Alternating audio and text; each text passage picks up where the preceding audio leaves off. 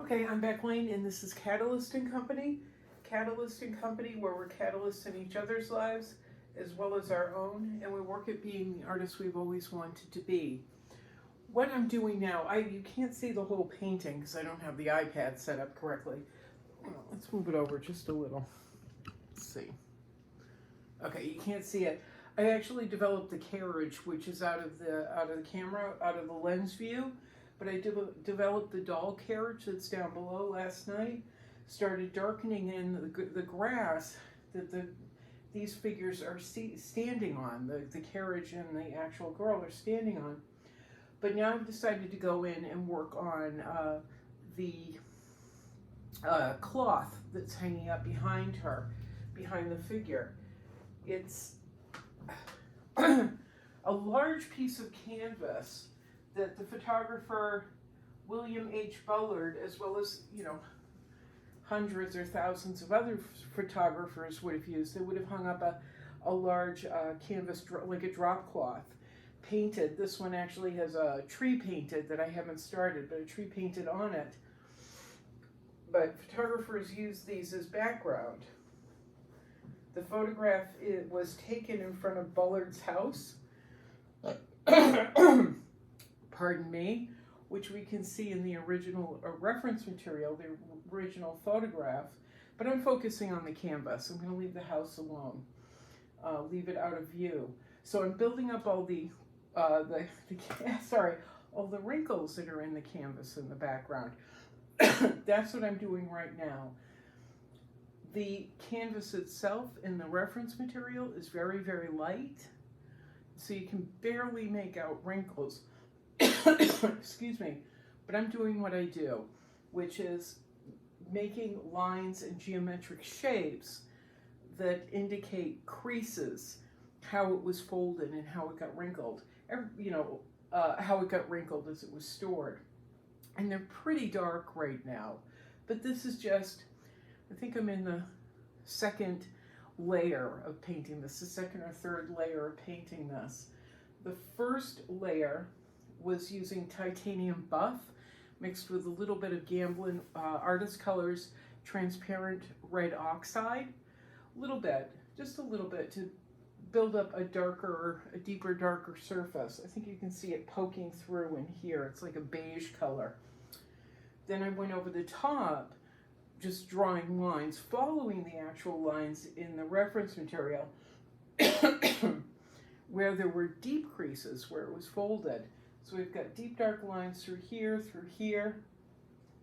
right up here. I did them in blue, in teals and blues, like a phthalo blue and a really dark turquoise, a really dark teal. Then I went over them. So it was titanium buff and red oxide, drawing the lines in using teals and blues, and red oxide again. That's what I went over them again with red oxide. We made them really very, very dark. And I'm doing it for a particular reason.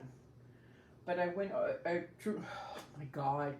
So I drew the dark lines in, and then I started sketching in not only notes for me on where the tree would be placed, the illustration of the tree on the canvas would be, on the hanging cloth would be placed, but also throughout, kind of following the wrinkles and creases that I can see in the reference material. And so they were just a bunch of big lines and little lines and cross marks and things. I used a pretty fat, large brush to do most of that work, because we want to start off big and then start working to small. But it was putting in, again, a lot of the darker colors to indicate these creases. And now what I've been doing is going in with lighter colors. I'm using for part of there it is, okay. I needed to change, as I moved along, I realized I needed to change the drop cloth from being too similar to her dress. Her dress is titanium, mainly titanium buff at this point. It started off as red oxide and transparent earth red, blues, teals, and then was lightened up using titanium buff and a little bit of white. And as I started painting the drop cloth in the background, I realized there wasn't enough of a differential, and they were kind of melding together. She wasn't coming off the canvas in a way that I liked. It was it would have made a really interesting painting, but at the same time, I want to give it a deeper layer. So I've decided that this getting into the finishing layers, many layers of illustrating this drop cloth, I'm going to use Naples yellow, Gamblin Artist Color Naples yellow, mixed again with the phthalo blue and with a little bit of white, and just a teeny weeny bit of red oxide. So you can see all these crazy hatch marks that right now don't make a heck of a lot of sense. It just looks messy and dark and weird. But as we move along, it's going to get lighter and lighter and lighter. And I'm going to be accenting some more of the dark lines, but mainly leaning towards accenting and highlighting and extending the white lines till we get to something that doesn't look quite this messy. A little messy, but not quite this messy. And I only mention this because people have asked me, how do you paint cloth? And this is how I do it. I'm painting in, I know it's going to be very hard to see, but I'm painting in all these geometric shapes going in between the dark lines that I've drawn, but also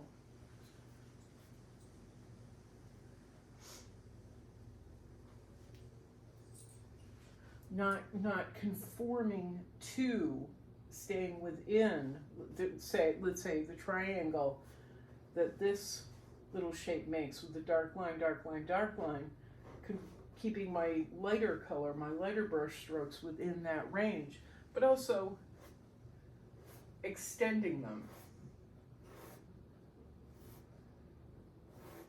So if you really look at folds if you really look at folds in cloth, if you really look at wrinkles, they don't always necessarily end at a certain point. They sometimes extend beyond the fold, extend beyond the more prominent lines that we see. So I'm building lines out, I'm building shapes within,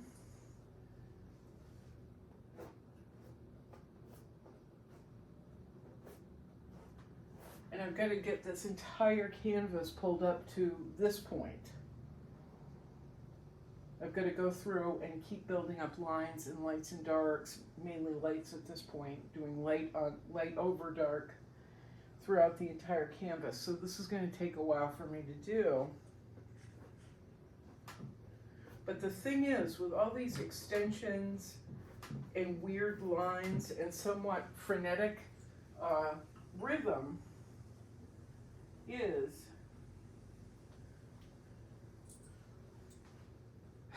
that it will begin to feel more and more and more true.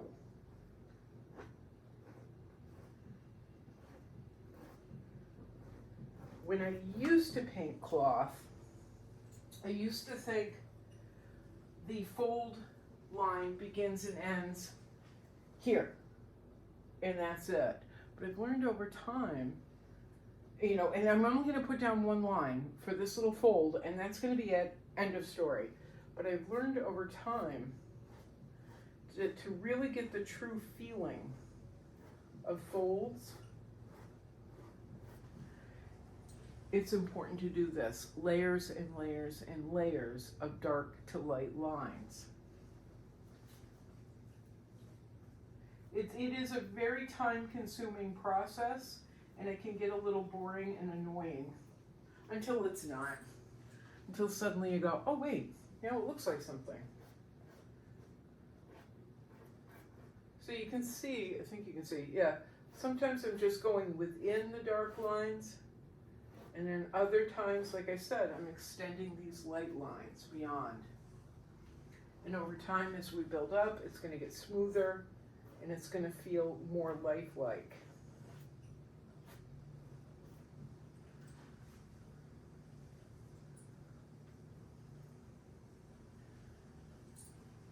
Right now my job is to go through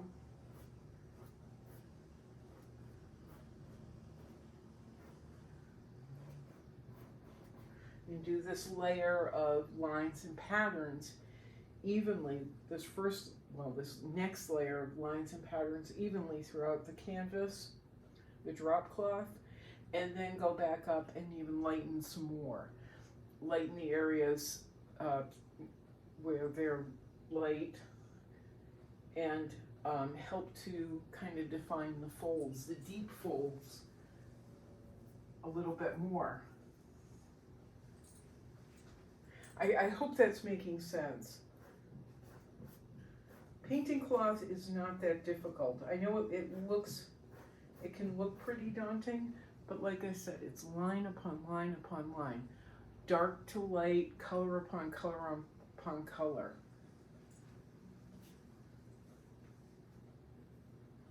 And not defining which sections are light or super, super light. Almost white in the beginning. That's where people make the mistake. No, that's where I used to make the mistake. Like I can throw in sloppy geometric shapes in lights, and it looks messy right now, and it doesn't look right now, but in another layer or two, it's all gonna start evening out.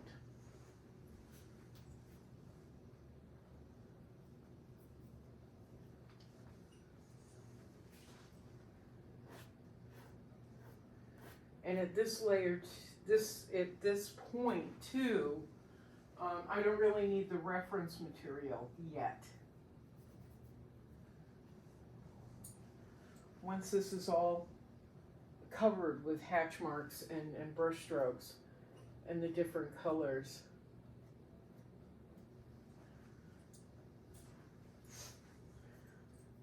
then I can do something that I forgot I was going to say. I totally forgot what I was going to say next. Sorry.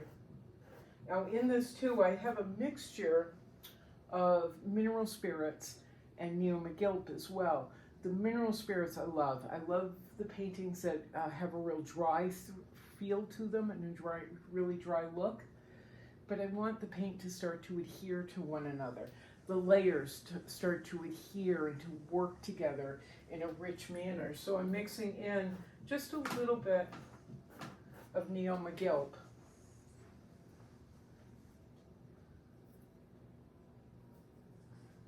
Without the Neo McGilp at this level, I'm not, excuse me,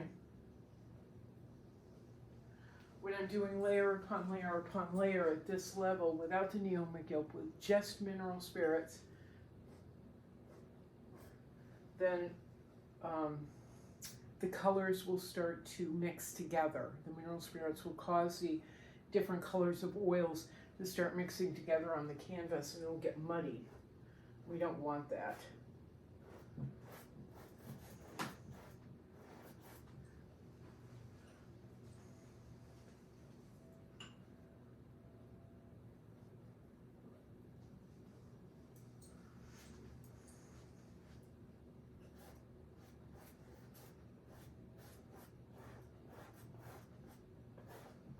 So this is it. It's hours of doing exactly what you see me doing. Oh, I know what it was. Once I get this entire thing, I know what I was going to say a second ago that I forgot I was going to say. Once I get this entire thing covered with all these different hatch marks and different colors that have been mixed together, or different values that have been mixed together, whatever, then I'll pull out the reference material again and see in William's photograph where exactly this drop cloth, this background was lighter, where exactly it was darker. And then I'll start following the pattern in the reference material closer, but at this point it doesn't matter as much.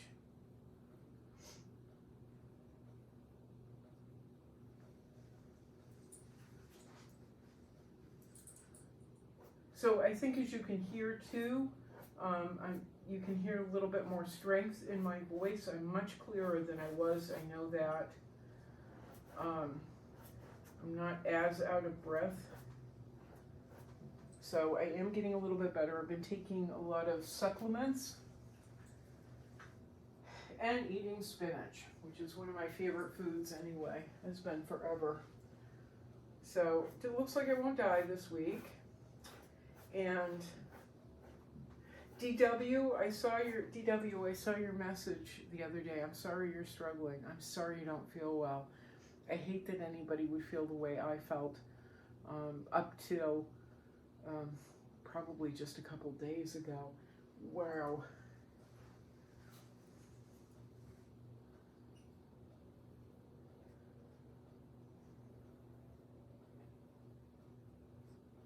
I'm just getting some more paint, sorry. I really want to keep moving. My neighbor came over last night. He likes to sit in here and drink his beer and watch me paint. It's kind of funny. He knows nothing about painting, but he's a nice guy. So we just stand, I work and he sits in an easy chair, just kind of chit chats with me. All right, I'm gonna, you know what? You're actually gonna see the baby carriage in a sec. So I'm gonna lift this up. Ooh. Okay. Let's be nice.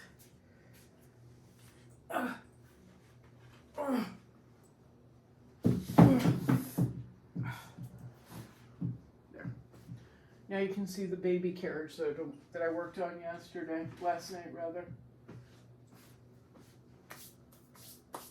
And the doll. I'm still working on the layers of her dress. She's got quite the little pinafore going on underneath. That's what I worked on while Pete was here, drinking his beer.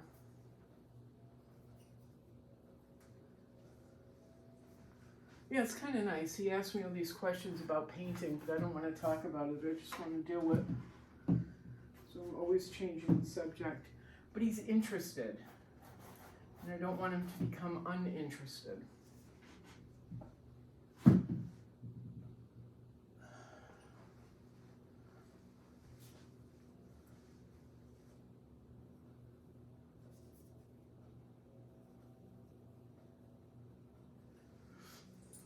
don't like to distract people who would normally be uncomfortable talking about painting. I want to discourage them from asking questions.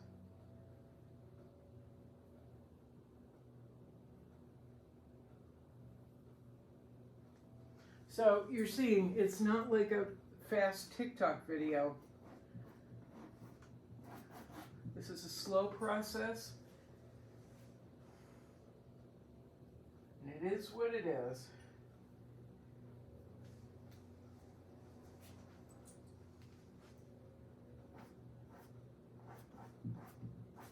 Down here, this actually, the illustration on the drop cloth is pretty ornate down in here, but it's nice and light. And then we've got this lightly painted tree that goes up. So that'll be fun to figure out.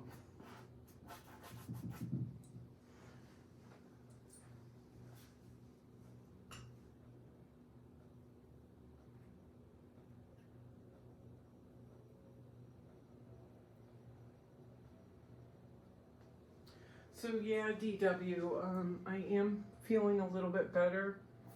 I have to be able to keep eating foods that raise my iron levels, and probably like you, eating foods that raise my iron levels and taking supplements. It's a very expensive, it's a ridiculously expensive process. So I'm just going to do the best I can do and hope for the best.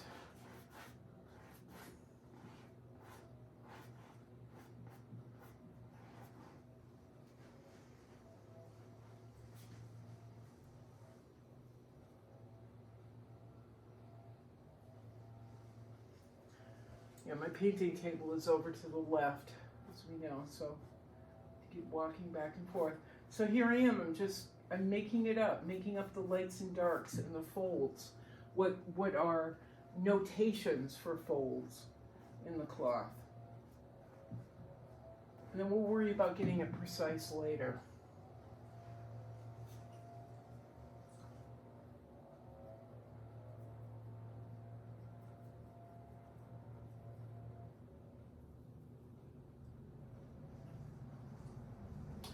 I'll show you, let's see. Yeah, you can see right over here. You can see the first couple, let me move this again. There. Whoop. All right, you can see the first couple of layers that I was talking about here, where there's titanium buff mixed with red oxide or transparent earth red from Gambling Colors, Artist Colors. Then you can see the phthalo blue, the transparent red oxide brown, and they're just basic lines. As opposed to what this layer is, which is chaotic hash marks.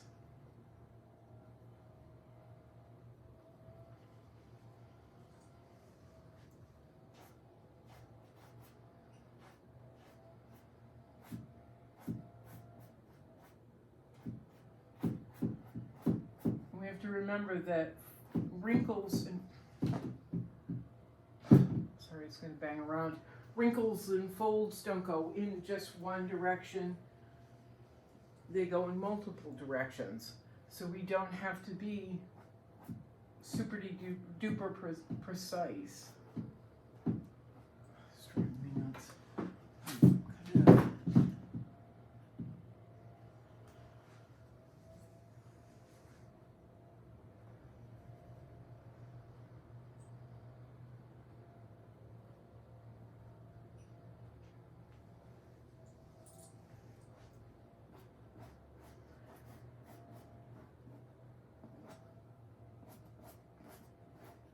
Yeah, down here it's very raw.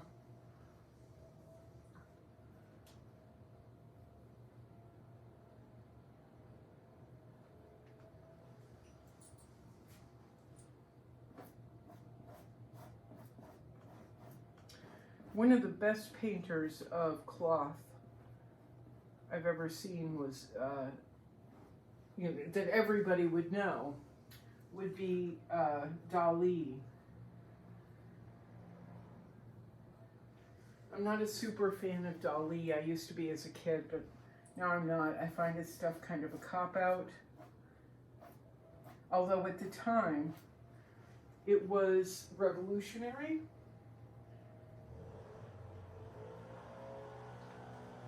Because no one had really done surrealism like him. Not with the clarity and the painting skill.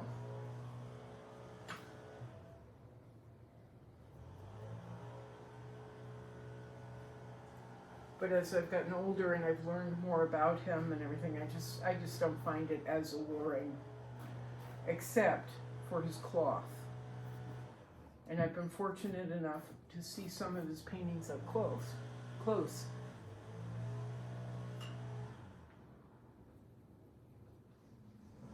And so I was able to really look at how he painted silks and cottons and things.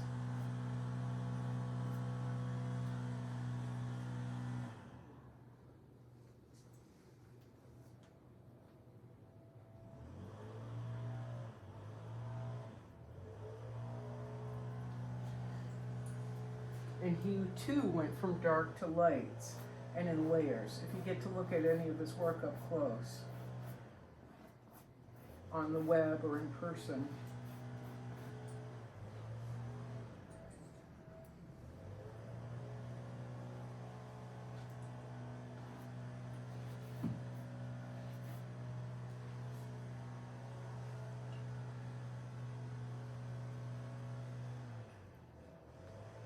And back to DW, I am so sorry you have had to go through, or that you're going through what you're going through. I'm sorry you've had, you've been so sick. That makes me sad.